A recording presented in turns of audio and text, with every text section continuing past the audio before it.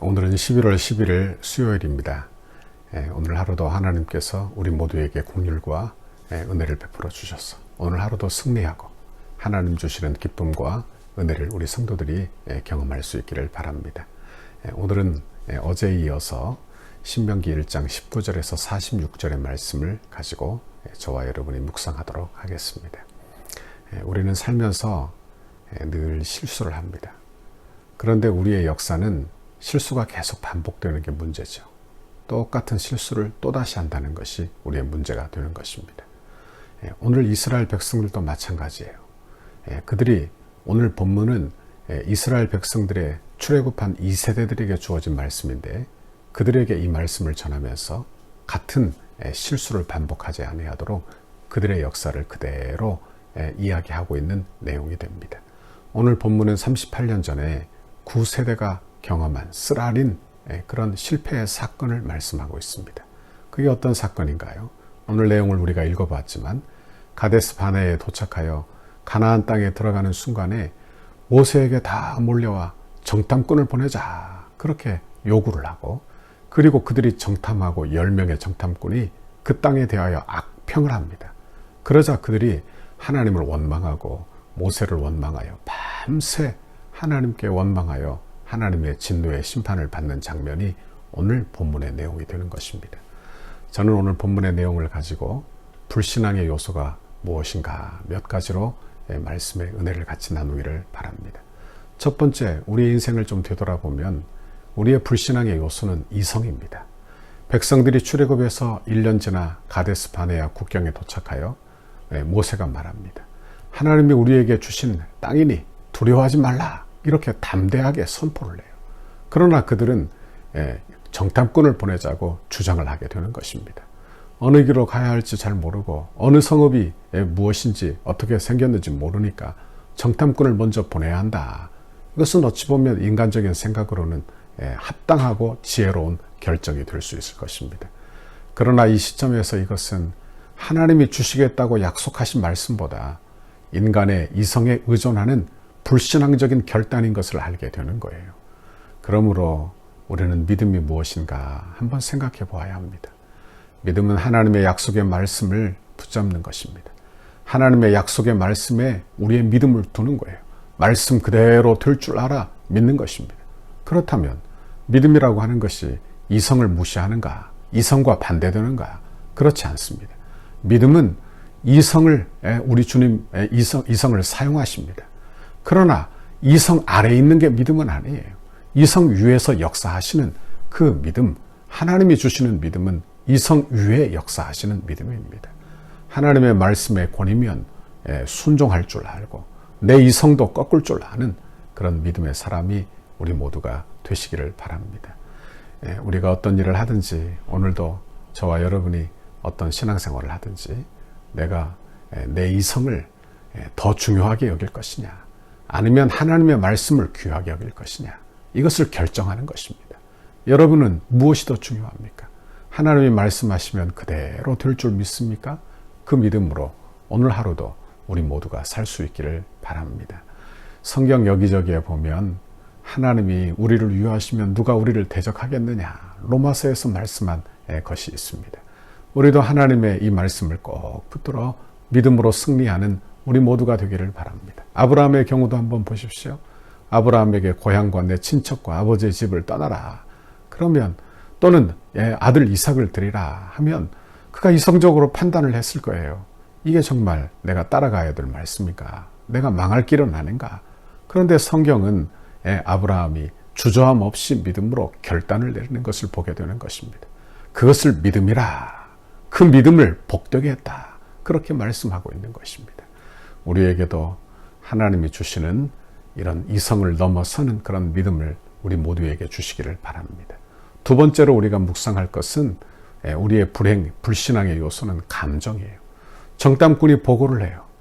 성읍은 크고 성곽은 하늘을 낳았다. 안악 자손을 우리가 거기서 보았는데 장대하더라. 우리와 비교하니까 우리는 메뚜기 같더라. 그러자 그들이 감정이 상하여 변하게 되는 것입니다.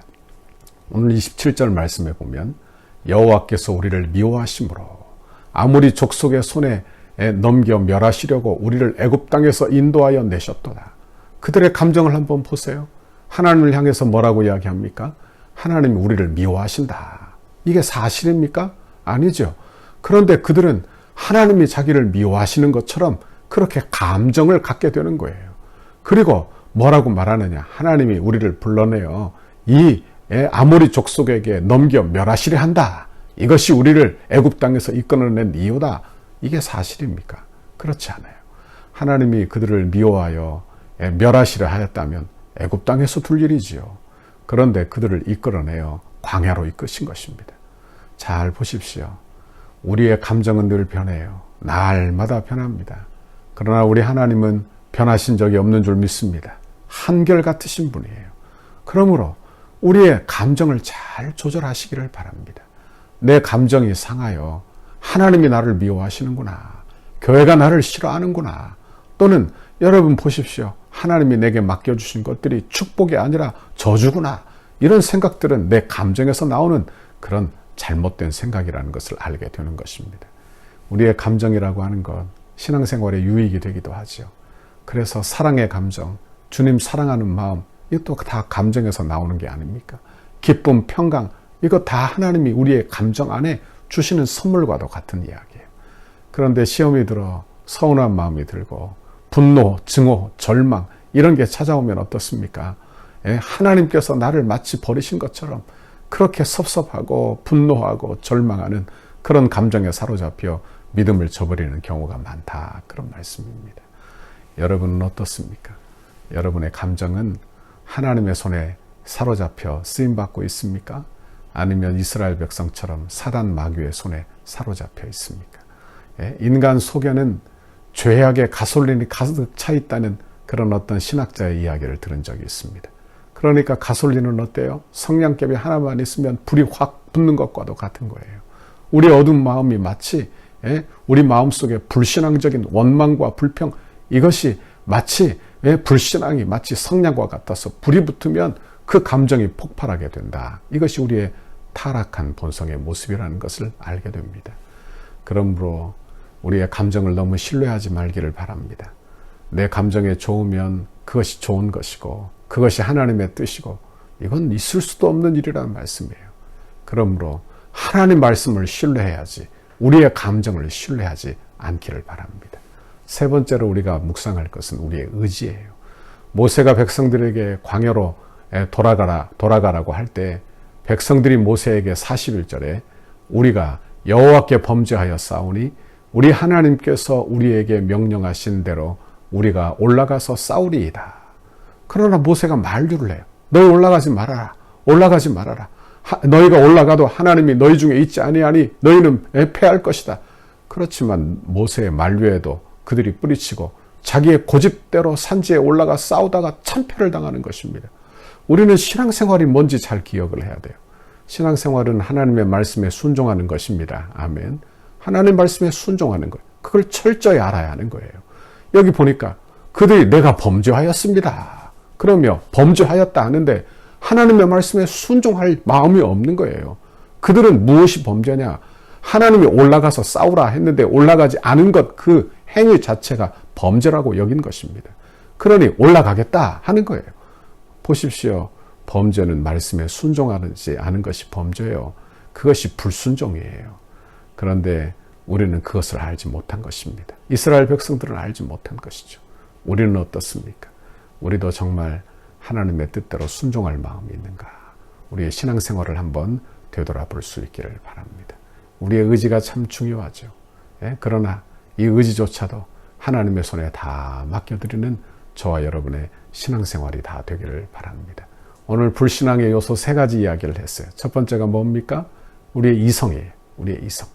우리의 이성, 내 계획, 내 생각, 이게 전부가 되어서는 안 되고 내 생각, 내 사고를 믿어서가 안 되고 우리의 믿음은 말씀 위에 서야 할 줄 믿습니다. 또한 두 번째는 뭡니까? 우리의 감정 아니에요. 우리의 감정이 상하면 말씀도 들리지 않아요. 그러니까 우리의 감정보다 더 중요한 것은 하나님의 뜻이죠. 하나님의 말씀대로 순종하는 것을 이야기하는 것입니다. 그러므로 우리의 감정을 잘 다스리고 우리의 감정을 너무 신뢰하지 않기를 바랍니다. 마지막으로 우리의 의지입니다. 우리의 의지. 다시 말하면 하나님의 말씀에 순종하는 것이 하나님의 뜻인데 내 의지대로 뭘 하는 것, 이걸 하나님의 뜻이다 여겨서는 안 된다는 말씀이에요. 오늘 하루 살면서 저와 여러분이 우리 안에 불신앙적인 요소는 없는가 되돌아보셔서 회개하고 하나님의 말씀이면 순종하고 하나님의 뜻이면 용서하고 하나님의 뜻이면 사랑하는 저와 여러분의 신앙생활이 다 되기를 바랍니다. 오늘 하루 그런 마음으로 살기를 바랍니다. 사랑의 마음으로, 용서의 마음으로, 진실한 마음으로 그렇게 오늘 하루 사세요. 그러면 하나님께서 여러분의 인생을 복되게 하시고 열어주시고 풀어주시고 맺힌 것이 풀리고 하나님 주시는 응답이 여러분에게 임할 줄 믿습니다. 감사합니다. 오늘 하루도 하나님의 은혜로 축복 받기를 바랍니다. 축복합니다. 같이 기도하겠습니다. 하나님 아버지 감사합니다. 우리를 사랑하시고 이렇게 복을 주시는 아버지. 그러나 우리에게는 죄로 말미암아 불신앙적인 요소가 얼마나 많은지 우리의 이성이, 감정이, 의지가 하나님의 뜻에 하나님의 말씀에 순종하지 못하게 하는데 하나님 우리를 붙잡아 주셔서 하나님의 말씀에 순종하도록 우리 주님 사랑하도록 하나님의 말씀에 복종하도록 우리를 이끄시고 도우시고 함께하여 주옵소서. 그래서 하나님 기쁘시게 하는 믿음의 사람들이 다 되게 하시고 오늘 하루도 내 감정대로 살지 않고 내 이성대로 판단하지 않고 내 의지대로만 살지 않고 하나님의 말씀 따라 사는 우리 성도들 다 되도록 인도해 주옵소서. 감사합니다. 오늘 하루도 우리 주님 축복해 주옵소서. 예수님 이름으로 기도하옵나이다. 아멘. 우리 교회를 향한 주님의 뜻을 이루소서.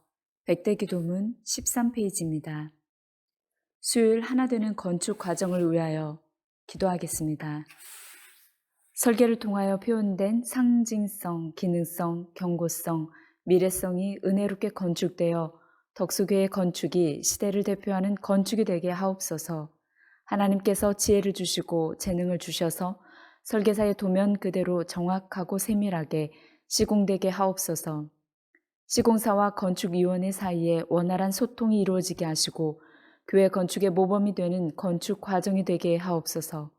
시공사를 통하여 진행되는 건축의 단계마다 그 분야에서 가장 신실하며 탁월한 전문가들을 붙여주시고 성령으로 하나 되어 최상의 팀워크를 이루게 하옵소서.